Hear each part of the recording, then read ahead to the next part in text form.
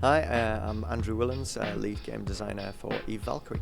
So Andrew, for people who aren't familiar with Valkyrie, kind of go quick summary of what it is. Valkyrie is basically visceral kind of dogfighting in space. So we're part of the universe, but we're a separate story. So whereas has a very strategic approach to combat, we're kind of in the seat. We're kind of the immediate combat. We're more of like a first-person shooter. So it should be immediately accessible. Our motto has been kind of pick up and play with it. So this game has been in development for a long time. Have you seen VR evolve since you first started working on Valkyrie? Yeah, it's been phenomenal. I mean, when you see like the early kind of DK1 kits, even the jump from DK1 to DK2 was just like, night and day. And then the leap from DK2 to the Crescent Base was another huge step. So I think now we're at the stage where, latency, resolution, comfort, all of those things have kind of been developed to a point where it's there, it's there, and we can sit, and I have sat and played for 3 hours plus in a single session. Maybe he's lifting the visor, wants to have a drink or a bite of food, but it's absolutely there. Now, usually, hardware doesn't come that fast, that quickly, have much of a turnaround. How did that affect the development positively, negatively? I think the game and the vision for the game as it kind of shaped, I mean, I can't speak for it early on, I wasn't part of the original VR kind of team, but the vision didn't change. It was more that the hardware and the increases in the hardware kind of facilitated better and better visual fidelity, and that kind of allows you to do more, so if you, in a very basic term, if you can see text at this resolution and it has to be 5 foot tall or something in VR to be legible, and then as the resolution increases that gets smaller and smaller to the point where you can kind of read text at a reasonably low resolution, small kind of font within the game. So it's that's just one aspect of how it's changed, but better tech means we can do more wow. Now, you guys are releasing on console PlayStation with Morpheus support. Now, what are some of the challenges on going from, PC to a console? Because you have a lot more power with a PC.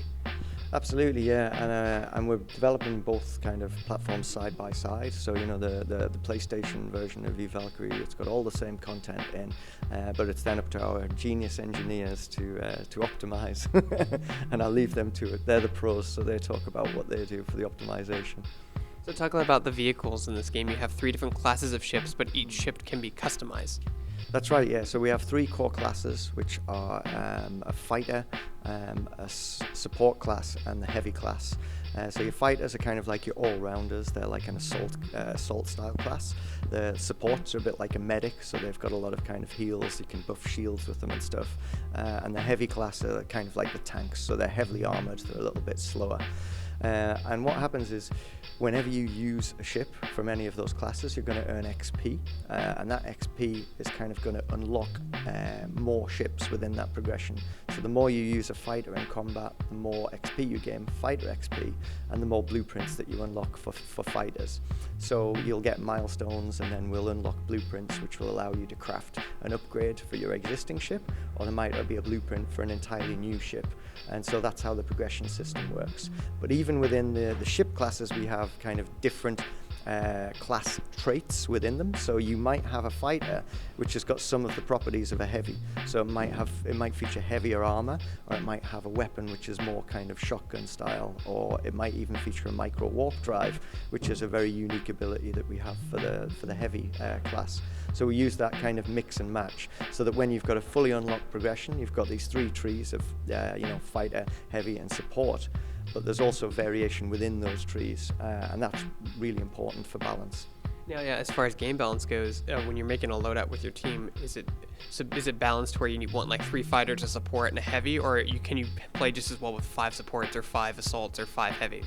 I think it's entirely down to the players, really. It's we're just making sure that there's abilities and there's kind of upgrades which will appeal to different kind of players, and then it's up to use them in those combinations. Because the other thing to consider is what you take into battle.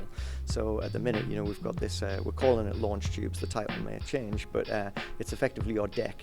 So before you go into battle, you say, all right, I want to take out a fighter, I want to take out a heavy, I want to take out a support. You might decide to go into combat with kind of one of each. So you've got each of the classes is represented. But you might think, all right, I just love fighters, so I'm going to take a fighter which is like a pure kind of assault class, but I might take another one which has got more kind of the properties of a medic, and then take another which has got more of the properties of a tank, so that you're taking out 3 fighters, but you're kind of covering some of the perks that the other classes offer. And then, of course, when you're fighting as a squad, it's all about who's taking what. So if you come out there with 2 supports, can make all the difference. If you're kind of following your friends and topping up the shields every time they get shot, it can make a hell of a difference in combat. What have you guys learned from EVE Online that you've kind of brought into EVE Valkyrie? Well, EVE Online has like really deep, rich history to it, so we are actually we're in the same universe, but we're a very different story. And so there'll be kind of stuff there which I'm sure the fans will love. There are some kind of links narratively, but we're kind of we'll communicate them a little bit closer to launch. But there